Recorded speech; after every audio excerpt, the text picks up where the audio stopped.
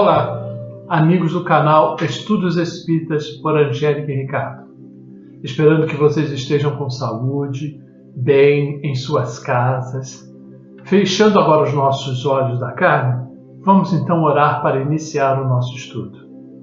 Senhor Mestre querido, pedimos nesse momento de estudo o amparo dos queridos amigos espirituais para que possamos aprender, discutir, tirar nossas dúvidas e dar mais um passo no nosso caminho, que possamos ter a mente e o coração aberto para esses momentos e que saiamos desta reunião mais firmes e confortados pela doutrina dos Espíritos.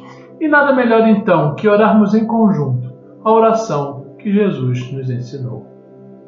Pai nosso que estais nos céus, e santificado seja o vosso nome. Venha a nós o vosso reino, e seja feita a vossa vontade, assim na terra como nos céus. E o pão nosso de cada dia nos dai hoje. Perdoa as nossas ofensas, assim como nós perdoamos a quem nos tem ofendido.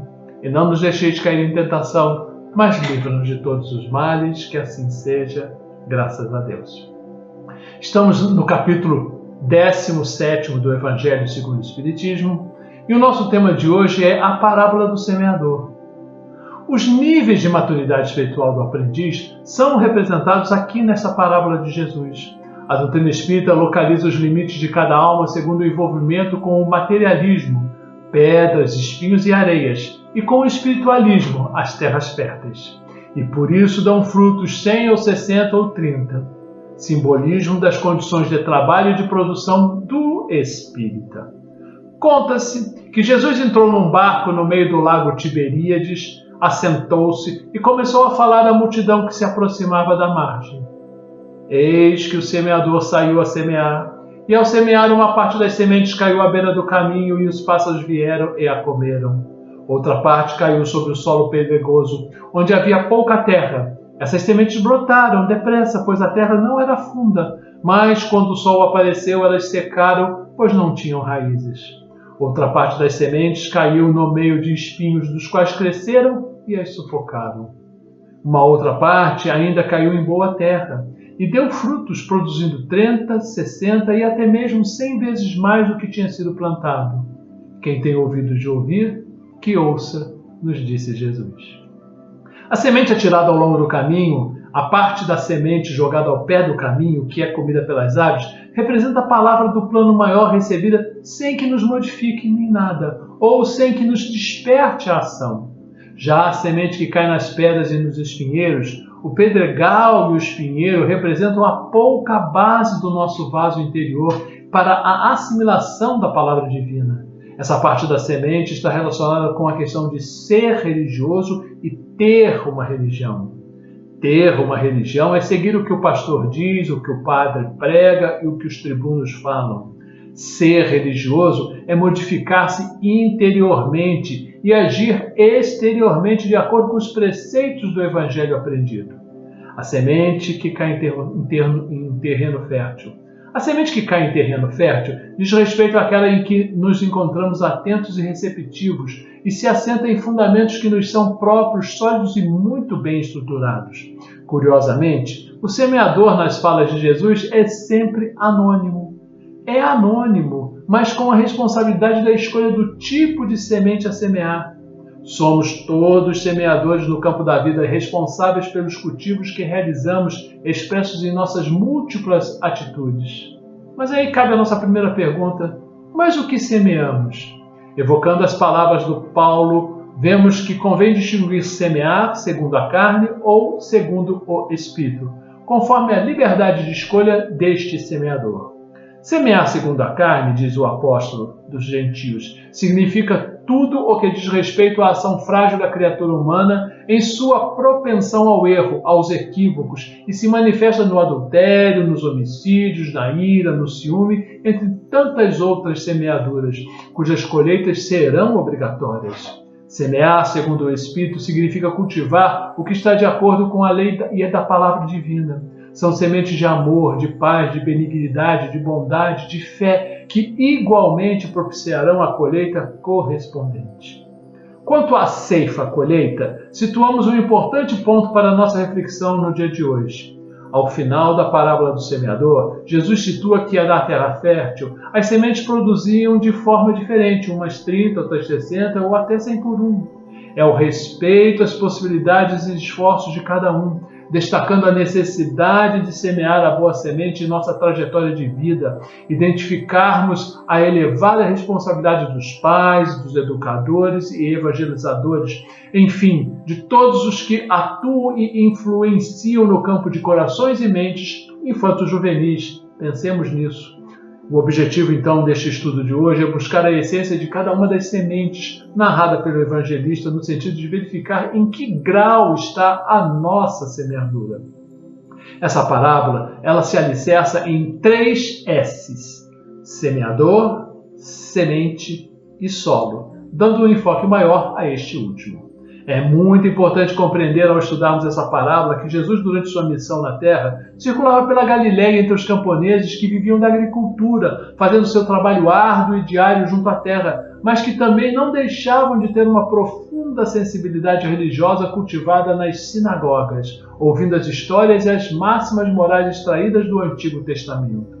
Jesus compara a sua ação ao anúncio do reino de Deus e da mensagem libertadora do Evangelho, a atividade de um semeador, o que é muito bonito, pois tocava o coração daqueles camponeses que o ouviam e nos leva a uma reflexão muito profunda de que a atividade do Evangelho tem muito a ver com as virtudes necessárias para o próprio agricultor, entre elas a fé que tudo dê certo no seu campo e a confiança no mais alto.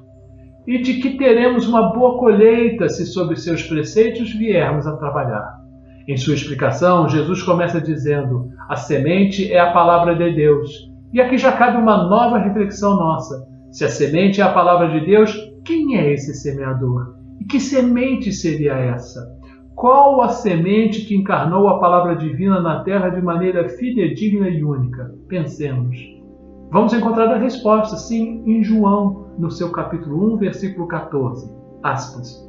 E o verbo se fez carne e tabernáculo. Tabernáculo era o local onde a arca da aliança era guardada. Então o verbo se fez carne e tabernáculo entre nós e contemplamos a sua glória. Fechou as aspas.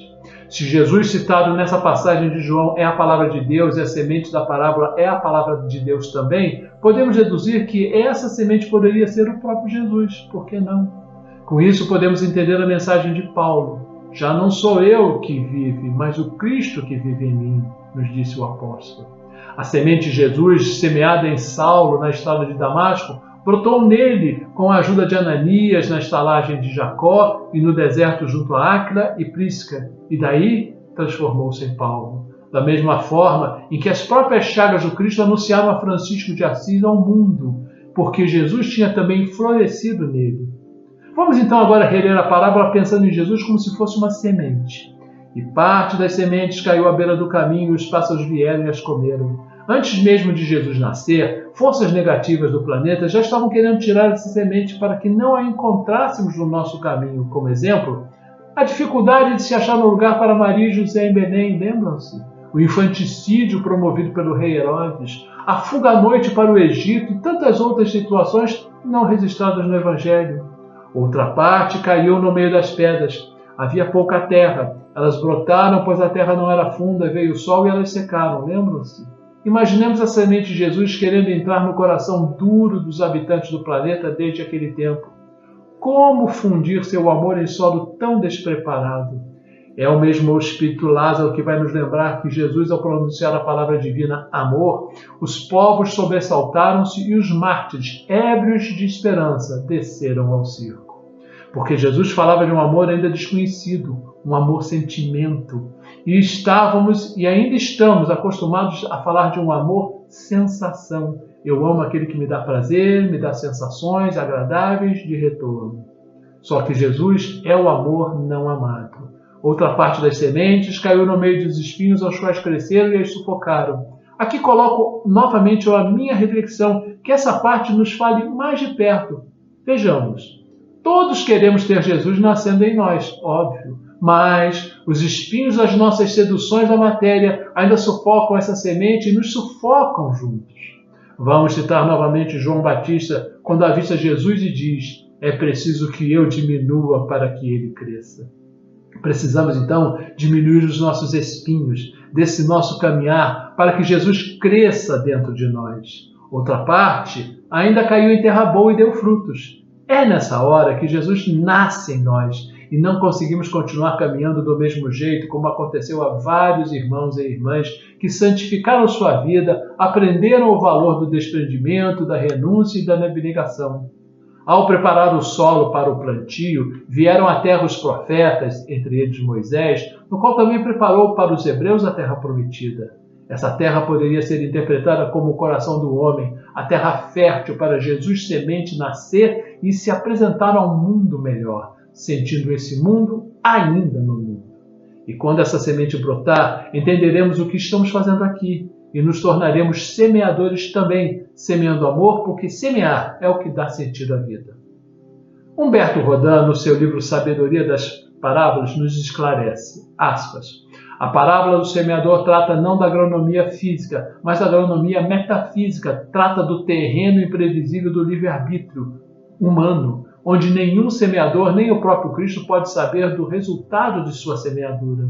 Se assim fosse, por que teria Jesus escolhido Judas Iscariotes para seu apóstolo, sabendo de sua esterilidade espiritual? Humberto Rodin. Mais do que pregar o Evangelho, é preciso anunciar Jesus, que é o governador do planeta, e o seu amor incondicional por todos nós, e isso só se faz de verdade sentindo-o dentro de si. Semear primeiro em nós, em nosso coração, conforme Paulo fez nos 3 dias cegos e nos 3 anos de deserto. Semear bons pensamentos, contribuindo para a psicosfera do planeta, uma tarefa de sagrado ofício e não de sacrifício. Há muito ainda que aprender nessa escola abençoada chamada vida. Caiba Schutel nos fala no livro Parábolas e Ensinos de Jesus, a semente é a palavra de Deus, os que estão à beira do caminho são os que têm ouvido. Então vem o diabo e tira a palavra dos seus corações, para que não suceda que crendo sejam salvos. Os que estão sobre a pedra são os que depois de ouvirem recebem a palavra com gozo. Esses não têm raiz e creem por algum tempo, mas na hora da provação voltam atrás. A parte que caiu entre os espinhos são estes, os que ouviram indo a seu caminho, são sufocados pelos cuidados, riquezas e deleites da vida, e o seu fruto não amadurece. E a que caiu na boa terra, estes são os que, tendo ouvido a palavra com o coração reto e bom, a retêm e dão frutos com perseverança, nos fala Schutel. A parábola do semeador é com certeza a parábola das parábolas.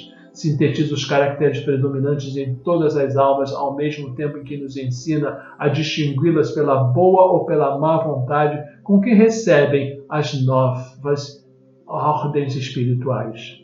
São pedras impenetráveis as novas ideias de conhecimentos liberais. São espinhos que sufocam o crescimento de todas as verdades, como essas plantas espinhosas que estiolam e matam as vegetais.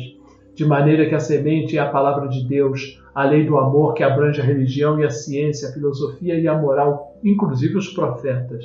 Agora, a Deus e faze bem, até aos teus próprios inimigos. Vamos adorá-lo. A palavra de Deus é semente, e é uma só, quer dizer, é sempre a mesma, que tem sido apregoada em toda parte, desde que o homem se achou em condições de recebê-la. E se ela não atua com a mesma eficácia em todos, deriva esse fato da variedade, da desigualdade dos espíritos. Uns mais adiantados, outros mais atrasados. Uns propensos ao bem, à caridade, à liberalidade, outros propensos ao mal, ao egoísmo e ao orgulho. A terra que recebe a semente representa o estado intelectual e moral de cada um de nós. Que belíssimo quadro apresenta-se então às nossas vistas, quando, animados pelo sentimento do bem e da nossa própria instrução espiritual, lemos com atenção esta parábola. À nossa frente desdobra-se um vasto campo onde aparece a extraordinária figura do excelso semeador, o maior exemplificador do amor de todas as idades, e aquele monumental sermão ressoa aos nossos ouvidos, convidando-nos à prática das virtudes ativas para o gozo das bem-aventuranças que são eternas. Que nós, adeptos e compenetrados dos deveres que assumimos, semelhantes ao semeador, levemos a todos os lares e plantemos em nossos corações a semente da fé que salva, e de que teremos uma boa colheita se sobre os seus preceitos viermos a trabalhar. E vamos trabalhar a nossa casa mental. Essa casa mental pode ser muito importante. encontra respaldo nas diversas categorias de espíritas, a semente e o ser espírita. Primeiro, naqueles que se apegam aos fenômenos materiais e aqueles que não tiram nenhuma consequência. Segundo, naqueles que não procuram senão o brilho das comunicações dos espíritos. Terceiro, naqueles que acham os conselhos muito bons e os admiram, mas eles fazem aplicação nos outros e não em si mesmo. Quarto, naqueles para quem essas instruções são como uma semente que caiu na terra boa para produzir frutos. Nessa parábola, poderemos compreender a verdadeira dimensão da nossa doutrina dos Espíritos, porque ela mostra as fases ou graus de aprendizagem que os adeptos percorrem até atingirem a condição de espírita, que não é um título, nem muito menos o simples reconhecimento formal dado pelos centros espíritas, através dos livros, cursos e preleções. Estes são apenas meios e não fins. O primeiro ensinamento que devemos ter dessa parábola é que aquele que nos adverte a cada reencarnação temos deveres intransferíveis, tais quais, na qualidade de donos do campo, somos os nossos próprios lavradores. Não podemos contratar peões e ordenar-lhes que evoluam por nós. Como segundo ensinamento, nós, na qualidade de cooperados, espíritos não evoluem sozinhos, seremos convidados a abandonar o personalismo e os pontos de vista e convocados a lavrar na terra das almas sufocadas de espinheiros, uma oportunidade de agir em benefício de todos. A terceira e última consideração é de que, se o divino semeador da manjedoura de Belém ao Gólgota se fez pequeno em suas lides porque nós, seus terceirizados, não deveremos vestir, porque não, a túnica e as sandálias da humildade. Reflitamos. Se ele nasceu entre os pastores, se ele cresceu no anonimato de Nazaré, se ele conviveu com a hipocrisia dos sacerdotes, se ele teve como colaboradores humildes pescadores e morreu cruelmente numa cruz, será óbvio que o tipo de berço que nos trouxe está na reencarnação e ela não será relevante. Que opositores se farão presentes na lavoura, transvestidos de lavradores ou semeadores? Teremos sempre. E que a nós, cruzes nos depararão sobre os mais diversos aspectos. Temos ainda que nos dedicar muito a esses momentos. Há também aqueles que são muito esforçados, mas abaixo dos primeiros apenas são só esforçados.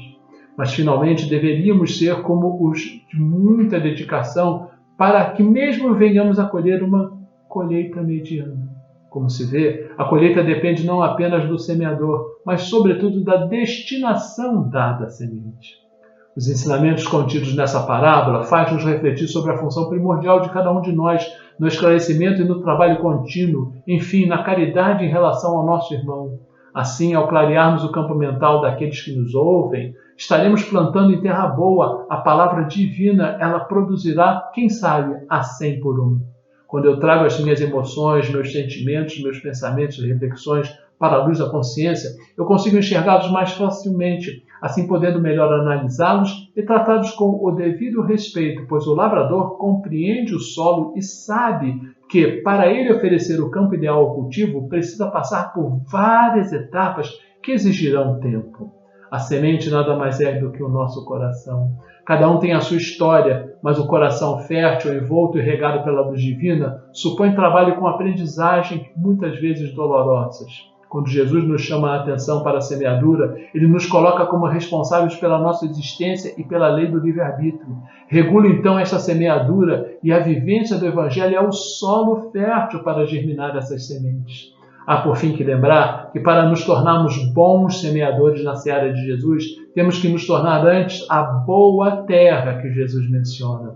A mensagem do Evangelho de hoje tem que ser encontrada em nós, um solo fértil, para que ela possa se desenvolver e produzir esses frutos que é sempre de amor e caridade. Se ao ler esse texto você se identificou com o terreno espinhoso e percebeu que há coisas na sua vida impedindo que a palavra de Deus amadureça e dê frutos, tome uma decisão hoje mesmo e busque em Deus forças para mudar esse rumo de sua história como seguidor do Mestre Jesus.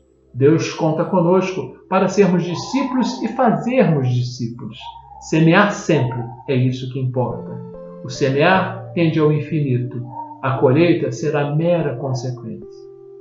Agora, fechando novamente os nossos olhos e agradecendo a companhia de todos vocês, muito obrigado. Que todos possam estar bem, novamente, dentro de suas casas, em harmonia, e que a paz do Mestre Jesus se faça presente, harmonizando todos nós, harmonizando o nosso planeta que passa por um momento tão turbulento, que possamos pedir uma harmonização aos nossos dirigentes para que possam tomar decisões e possam amenizar a problemática das nações, harmonizando a nossa casa espírita, todos os demais segmentos religiosos, harmonizando os ambientes de dor, sofrimento, os hospitais, penitenciários, abrigos, albergues, bem como o nosso lar, os nossos amigos e parentes, e até mesmo aqueles que têm algo contra nós. Pedimos também uma harmonização para o nosso ser interior e aonde ela se fizer necessária. Contando com a vossa atenção, se gostaram, inscrevam-se no canal, deixem seus comentários, indique seu canal aos seus amigos e, sempre que possível, cliquem no positivo, pois é importante para nós sabermos que estamos sendo recebidos. E até a próxima semana com uma nova postagem. Graças a Deus, muita paz.